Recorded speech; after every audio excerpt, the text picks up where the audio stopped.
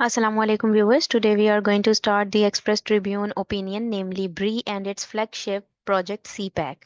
ब्री और उसका जो बहुत ही इम्पोर्टेंट प्रोजेक्ट है सी पैक, उसकी क्या अहमियत है, यही हमें इसमें देखने को मिलेगा। और बेसिकली हमें जो economic implications belt and road initiative की वजह से पाकिस्तान पर और साउथ एशियन रीजन पर पड़ रही हैं, उसके हवाले से भी हम इसमें देखेंगे। और बेसिकली जो इम्पोर्टेंस है इसकी, ब्री के जो फ्लैगशिप प्रोजेक्ट है जो कि सी पैक है, चाइना पाकिस्तान इकोनॉमिक कॉरिडोर, उसके भी इम्पैक्ट जो है ग्लोबल इकोनॉमिक अलायंसेस पर भी पड़ रहे हैं, रीजनल डायनामिक्स पे भी पड़ रहे हैं, और मजीद इसमें क्या अपॉर्चुनिटीज हैं, अपॉर्चुनिटीज किस तरीके से ये लेकर आ रहा है, और साथ ही साथ चैलेंजेस भी लेकर आ रहा है। इसके इंफ्रास्ट्रक्चर डेवलपमेंट से एसोसिएट करते हुए कुछ चैलेंजेस भी हैं, इकोनॉमिक कॉपरेशन से रिलेटेड कुछ चैलेंजेस हैं, स्ट्रेटेजिक कंसिडरेशन की जरूरत है ब्री के कॉन्टेक्स्ट में तमाम नेशंस की।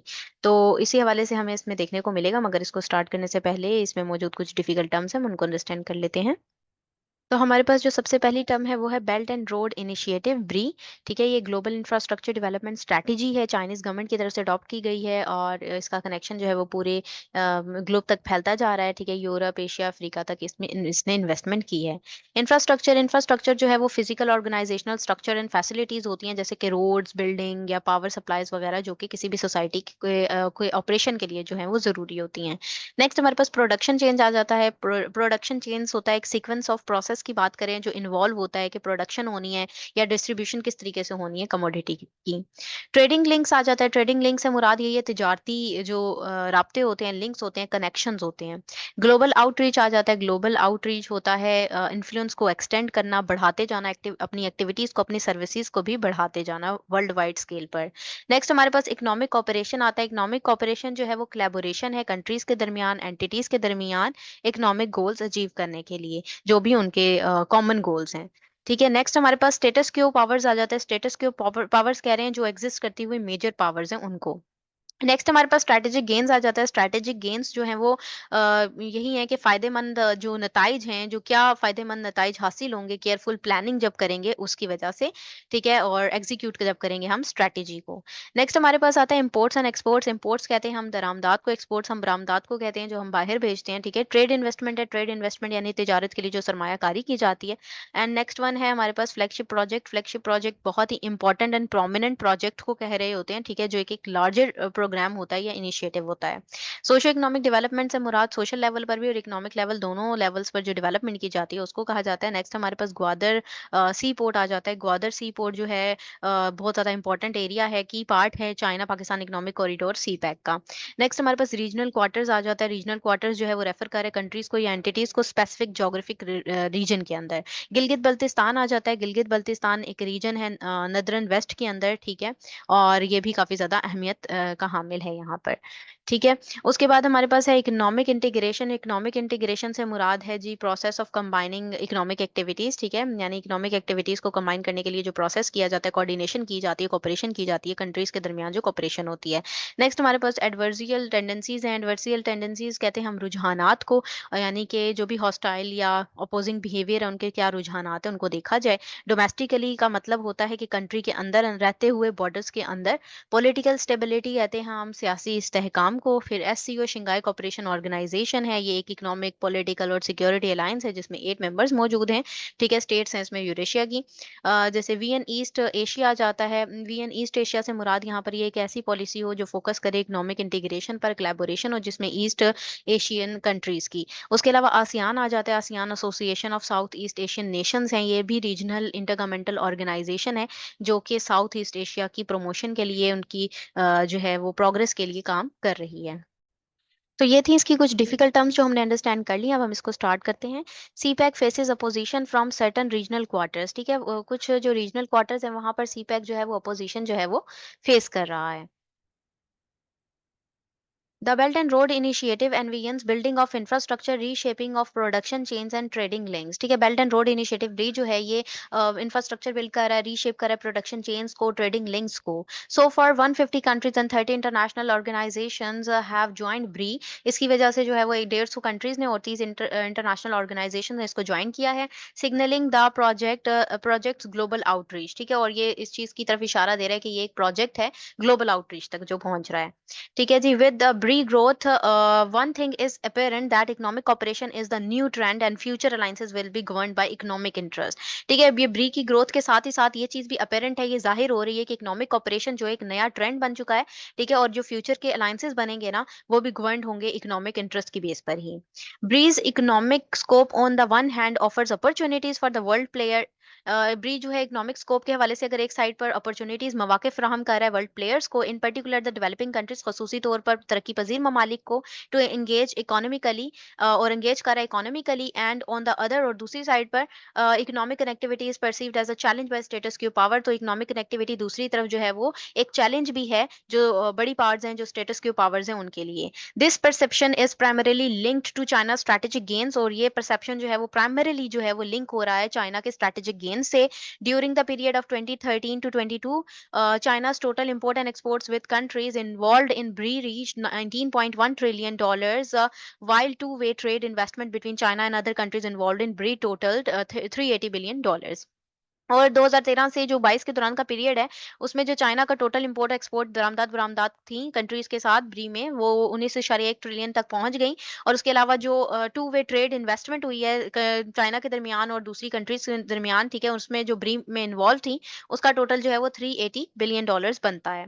चाइना's economic engagement with other countries and regions will heighten the East Asian powers global स्टेच्यूर।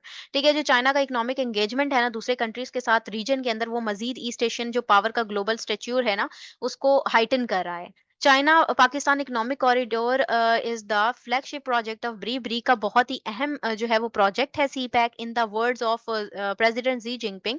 और प्रेसिडेंट जी जिनपिंग के वर्ड्स में, CPEC is located where the silk road economic belt and the 21st century maritime silk road meet. CPEC जो है वहां पर locate करता है जहां पर सिल्क रोड जो इकोनॉमिक बेल्ट वाली है और जो 21st सेंचुरी की मैरीटाइम सिल्क रोड है वो मिलती है। CPEC has ushered an era of socio economic development for Pakistan. CPEC जो है वो लेकर आ रहा है सोशो इकोनॉमिक डेवलपमेंट पाकिस्तान के लिए, उस एरा को जन्म दे रहा है, स्टार्ट कर रहा है। The energy projects and industrial growth will boost Pakistan economy. और जो एनर्जी के प्रोजेक्ट्स हैं, इंडस्ट्रियल ग्रोथ है, सनतों में जो ग्रोथ हो रही है, वो भी पाकिस्तान की मैशत को बूस्ट करेगी, बेहतर बनाएगी।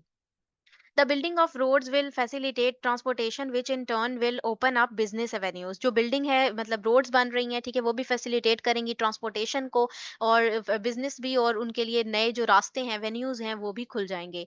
Enhanced connectivity will also link the backward areas with urban centres. ठीक है, और एनहेंस कर रहा है वो कनेक्टिविटी को, और बैकवर्ड एरियाज को भी लिंक करने की कोशिश कर रहा है अर्बन सेंटर से। On the regional front, the development of Gwadar sea ports will make Pakistan a trading hub. और इसके रीजनल फ्रंट में देखें तो जो ग्वादर सी पोर्ट पर जो डेवलपमेंट हो रही है ना, वो पाकिस्तान के एक ट्रेडिंग हब की हैसियत पाकिस्तान को दे रही है, बना रही है।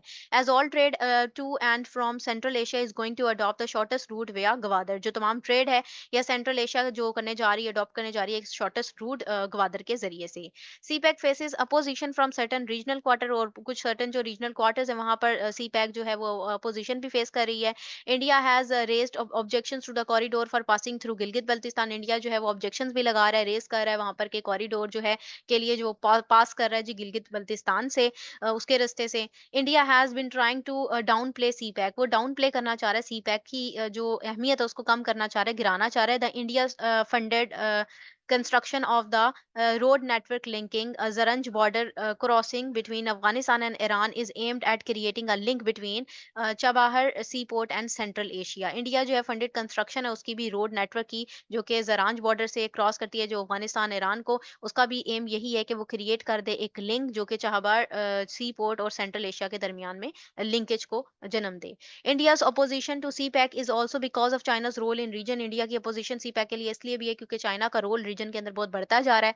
The China India relations reached a low point over the border dispute. और बॉर्डर डिस्प्यूट जो चाइना इंडिया के दरमियान है वो भी बहुत लो पॉइंट पर से मतलब हम देख सकते हैं पहुंच चुका है। India by participating in the India middle east Europe economic corridor launch during G20 summit 2023 has adopted a varied path towards trade connectivity. India जो है पार्टिसिपेट किया उसने India middle east European economic corridor में, IMEC के अंदर launch किया उसने G20 summit के दौरान 2023 में अडॉप्ट किया उसने बहुत सारे वेराइड यानी कि मल्टीपल किस्म के डिफरेंट पाथ्स देखे उसने, ठीक है, उसको अडॉप्ट किया ट्रेड कनेक्टिविटी के लिए, तिजारत की कनेक्टिविटी के लिए। IMEC is a westward oriented route, क्योंकि आईएमईसी जो है ये वेस्ट की तरफ से, यूएस की तरफ से बनाया गया एक रूट है। India's inclusion in the corridor is reflective of its alliance towards the western hemisphere. ठीक है, इंडिया की जो इंक्लूजन इसके अंदर है कॉरिडोर के हवाले से, तो वो यही इसी चीज की अक्कासी करती है कि जो अलायंस है वो वेस्टर्न हेमिस्फीयर की तरफ ही उसका झुकाव और उसका टिल्ट नजर आता है। ठीक है, the corridor will provide India with opportunity to secure trading ties with Middle East and Europe. Corridor जो है वो प्रोवाइड करेगा इंडिया को अपॉर्चुनिटीज भी सिक्योर करेगा उसके ट्रेडिंग टाइज मिडल ईस्ट और यूरोप के साथ। Seeing south Asia and the prospect of regional connectivity, अगर साउथ एशिया को देखते हुए और इम्कानात जो है रीजनल कनेक्टिविटी के उनको देखते हुए, the ground facts offer both scope and challenges. तो ग्राउंड फैक्ट जो है दोनों ही तरीके से ऑफर करता है, स्कोप को भी और चैलेंजेस को भी। The building of sea ports and economic connectivity और पॉजिटिव डेवलपमेंट टुवर्ड्स रीजनलिज्म। ठीक है, जो सी पोर्ट्स बन रही हैं, इकोनॉमिक कनेक्टिविटी हो रही है, पॉजिटिव तरक्की की तरफ लेकर जा रहे हैं, रीजनलिज्म की तरफ लेकर जा रहे हैं। कंट्रैरिली और इसके बरक्स अगर देखें तो कन्फ्लेक्चुअल रीजनल अप्रोचेज जो एक मुश्किलात वाली जो एक रीजनल अप्रोचेज हैं, when it comes to countering extremism, जहां पर काउंटर करने की बात है एक्सट्रीमिज्म को एंड मिलिटेंसी को, weaken the scope of economic integration. तो ये चीजें जो हैं वो इकोनॉमिक इंटीग्रेशन के स्कोप को कम कर देती हैं, कमजोर बना देती हैं, वीक कर देती हैं। India's objection to CPEC and its sabotage tactics, sabotage होते हैं तखरीबकारी करना। ठीक है जी, जो इंडिया के ऑब्जेक्शन है सी पैक के हवाले से और सैबोटेज जो टैक्टिक्स हैं, तखरीबकारी के जो उसके टैक्टिक्स चल रहे हैं, और the threat to regional peace and progress, वो थ्रेट हैं रीजनल पीस और प्रोग्रेस के लिए। Pakistan is part of CPEC and the corridor is essential for the country's economic progress. Pakistan जो है CPEC का हिस्सा है और कॉरिडोर जो बहुत जरूरी है कंट्री की इकोनॉमिक यानी मुआशी तरक्की के लिए। However to capitalise on the economic dividends of connectivity, और ताहम जो कैपिटलाइज देखें हम करते हुए इकोनॉमिक डिवाइडेंस को कनेक्टिविटी के, तो Pakistan will have to counter the adversarial tendencies. Pakistan को काउंटर करना होगा जितनी भी उसके एडवर्सरीज की यानी उनके दुश्मनों की जितने भी रुझानात हैं उनको, both at home and abroad, घर के अंदर भी और घर से बाहर भी यानी अब्रॉड भी। डोमेस्टिकली और अगर हम घरेलू बात करें, नेशनल लेवल की बात करें, तो political stability is must for economic growth. जो सियासी इस्तेहकाम है वो बहुत ज़रूरी है मुआशी तरक्की के लिए। रीजनली और अगर रीजनली बात करें तो Pakistan needs to enhance ties with Bangladesh. Pakistan को रीजनल लेवल पर टाइज बनाने होंगे, एनहेंस करने होंगे बांग्लादेश के साथ। Gwadar and Chittagong sea ports can be the lead in regional connectivity. Gwadar और चिटागोंग की जो सी पोर्ट्स हैं, बंदरगाहें हम कह सकते हैं, वो रीजनल कनेक्टिविटी की तरफ लेकर जा सकती हैं। Relations with Central Asian states are important for CPEC projection into Central Asia. Central Asia में जो सीपैक प्रोजेक्शन है ना, उसका जो रिलेशन है सेंट्रल एशिया के साथ वो भी अहमियत का हामिल है। Afghanistan is a foreign policy challenge, foreign policy challenge है अफगानिस्तान पाकिस्तान के लिए, and for that Pakistan needs to employ a regional channel. तो इसलिए पाकिस्तान को जरूरत है कि वो एम्प्लॉय करे, रीजनल चैनल बनाए, रस्ते जो है वो बनाए। SCO Shanghai Cooperation Organization having membership of all important regional stakeholders, Shanghai Cooperation Organization के पास भी तमाम important regional stakeholders की membership है, can be a platform, ये एक प्लेटफॉर्म हो सकता है towards a regional approach to Afghan stability, जो कि एक रीजनल अप्रोच लेकर आएगा, आ सकता है कि अफगानिस्तान में इस्तेहकाम आ जाए। On account of Pakistan vision East Asia policy, और पाकिस्तान का जो अकाउंट में, इस अकाउंट में देखे पाकिस्तान को जो उसका वीएन है ईस्ट एशिया पॉलिसी में with CPEC, the focus is on economic integration. CPEC के साथ साथ उसका फोकस किस चीज पर है, इकोनॉमिक इंटीग्रेशन पर है, कॉपरेशन पर है।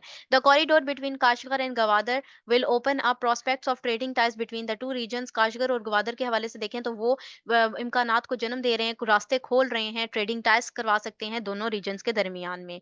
दस Pakistan needs to enhance economic ties with ASEAN. तो पाकिस्तान को इसलिए जो है जरूरत है कि वो एनहेंस करे इकोनॉमिक टाइज आसियान के साथ में।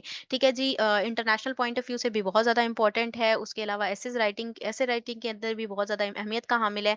करंट अफेयर के लिए भी बहुत ज़्यादा इंपॉर्टेंट है, और साथ ही साथ पाकिस्तान अफेयर में भी ये बहुत ज़्यादा कारआमद साबित हो सकता है। और ये था इसका एनालिसिस। अगर आप लोगों को ये पसंद आया तो काइंडली इसको लाइक कीजिएगा, शेयर कीजिएगा। Thank you very much. अल्लाह हाफिज़।